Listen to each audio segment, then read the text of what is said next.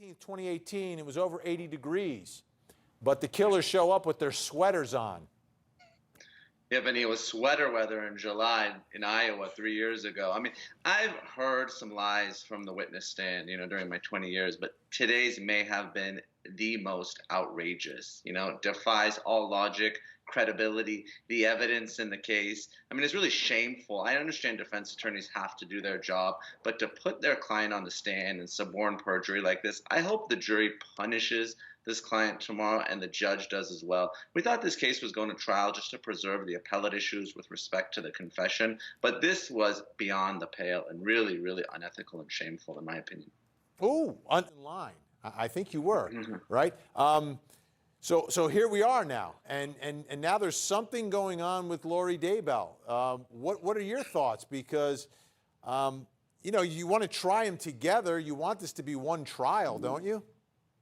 Of course, as the prosecution, you definitely want to try Chad and Lori Daybell together, but we're sure they're going to be pointing the fingers at one another like all good lovers do. We've been tracking this case for more than a year and a half now, and the bodies were found in the backyard. We've been asking the same question the entire country has been asking. Why haven't they been charged? And we found out from at least the prosecution, apparently the reason they weren't charged earlier is in East Idaho, they were unable to get a grand jury together during COVID, which was shocking to me, if that were really the reason. But, I agree with my colleagues Dave and Teresa. I'm glad that at least Tammy Daybell is getting some closure. And we also found out, interestingly and not surprisingly, that Alex Cox, Lori's brother, who's now deceased, was a co-conspirator in these murders as well.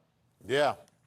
Took off after seeing law enforcement excavating his backyard. So, there was a long investigation, and to the extent that we get into Tammy's murder, I agree. Just looking at Bob Durst, that will make it a multi-month trial. But the case relating to JJ and Tylee, that's an open and shut, easy layup, as we like to call it. They're going to be convicted on that.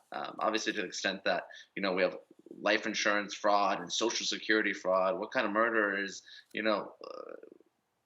without a fraud case, you can have a murder. I don't know why they added those charges, but, I guess when you have a year and a half to prosecute a case, you're going to pile it on like the prosecutors did here.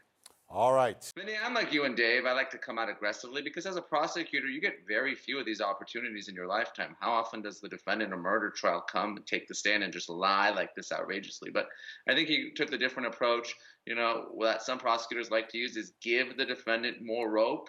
Keep leading him down that absurd path so he can hang himself. And that's what he did, and he did effectively. The reason I think I'm upset at that case, not because of Mollie Tibbetts, which is a tragedy, but really the defense had a really good argument here to play this straight up with respect to the Miranda, the improper warning with, the guy was falling asleep while he was confessing. So you can say it's not knowing and voluntary. Instead, what do? Now that he testified, he opened the door and all this evidence that was previously suppressed, it all comes in, destroys his right on appeal. They completely dropped the ball here, the defense. And I think the prosecution did a great job, even though they took the more subdued approach, in my opinion.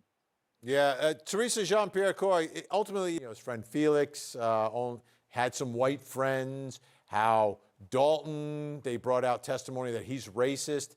And I'm trying to figure out why. What does this have to do with race? If Dalton Jack did it and he's a racist, why would he kill Mollie?